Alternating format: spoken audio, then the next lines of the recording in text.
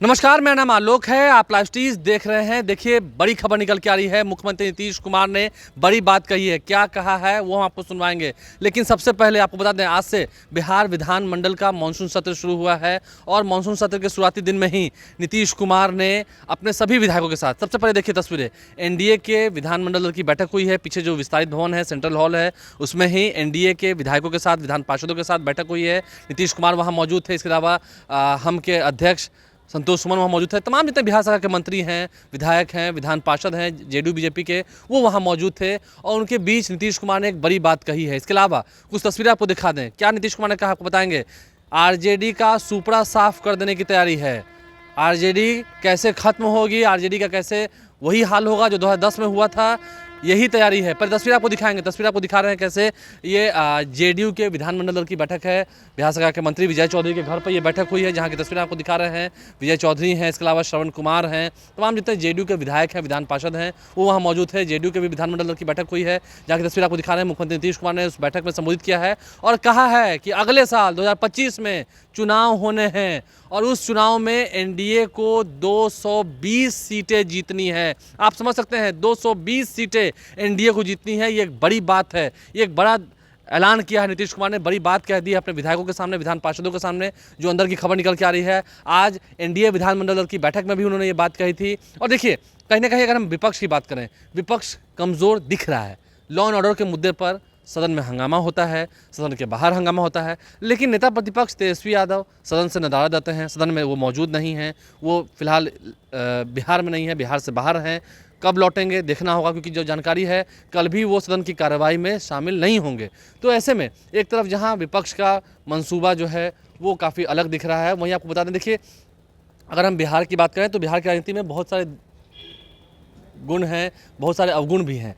गुण ये है कि बिहार की राजनीति हमेशा आपको कुछ ना कुछ सिखाती है, और अवगुण ये है कि बिहार की राजनीति में कब क्या हो जाए इसका अंदाज़ा आप लगा नहीं सकते हैं। अगर हम बात करेंगे 2010 की, 2010 में आरजेडी को 22 सीटें आई थी, 3 सीटें लोजपा को आई थी। तब उस वक्त लोजपा और आरजेडी साथ साथ रही थी। लेकिन जब नीतीश कुमार साथ लड़े थे बीजेपी के, उस वक्त एनडीए को बिहार में 206 सीटें आई थी।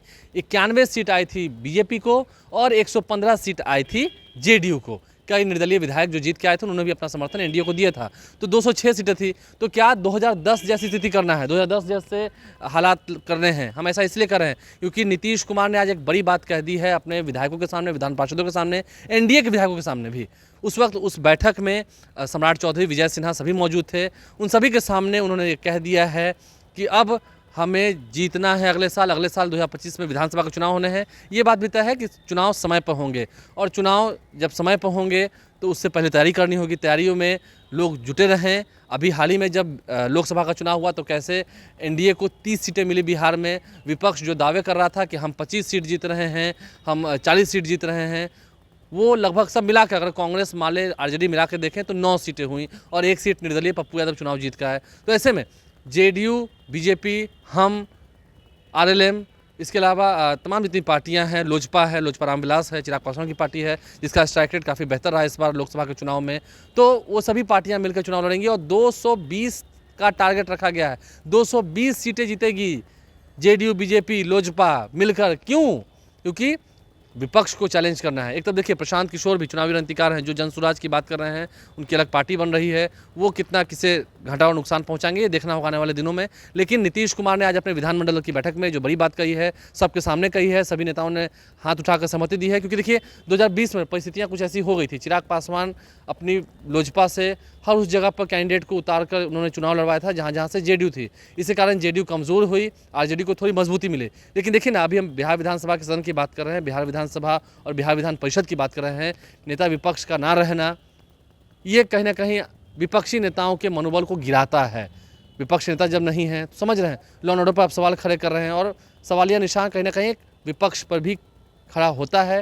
नीतीश कुमार ने जो बड़ी बात कही है, जेडीयू, बीजेपी सभी मिलकर नेता जो हैं वो 220 सीटों का लक्ष्य रख चुके हैं। कितना हासिल करेंगे ये देखना होगा, क्योंकि 400 सीटों का लक्ष्य तो खैर एनडीए ने भी रखा था, लेकिन सिर्फ बहुमत का आंकड़ा ही पार कर पाई एनडीए। तो देखना होगा क्या होता है। नीतीश कुमार ने बड़ी बात कही है जिससे हमने आपको अवगत कराया है। आप लाइव स्ट्रीम से बन रहे हैं, हमारे चैनल को सब्सक्राइब कर लें, साथ साथ फेसबुक पेज भी लाइक करें। धन्यवाद।